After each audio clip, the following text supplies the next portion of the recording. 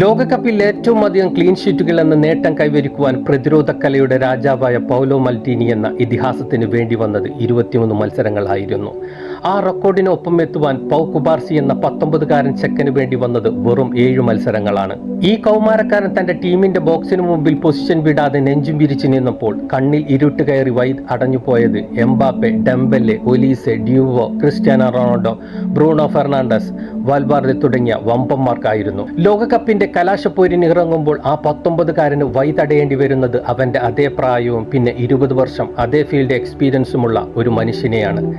കാലിൽ പന്ത് തൊട്ടു തുടങ്ങിയ കാലം മുതൽ ആരുടെ മുന്നിലും കീഴടങ്ങിയ ചരിത്രമില്ലാത്ത ആ മനുഷ്യന്റെ തടയുവാനായി അയാൾക്ക് മുമ്പിൽ കയറി നിൽക്കേണ്ടി വരുമ്പോൾ അവനറിയാം താൻ എടുക്കുവാൻ പോകുന്ന ജോലിയുടെ ഉത്തരവാദിത്തം എന്താണെന്ന്. ലോകകപ്പിലെ എക്കാലത്തെയും വലിയ ഗോൾ വേട്ടക്കാരനും വേട്ടക്കാരെ കുരുക്കിട്ട് പിടിക്കുന്നവരും നേർക്കുനേർ. ലയണൽ മെസ്സിയും പെഡ്രോ പോറോയും കുക്കുറേലയും കുബാർസിയും അടങ്ങിയ പുകൾപെറ്റ സ്പാനിഷ് പ്രതിരോധവും നേർക്കുനേർ. കാത്തിരുന്ന് തന്നെ കാണാം.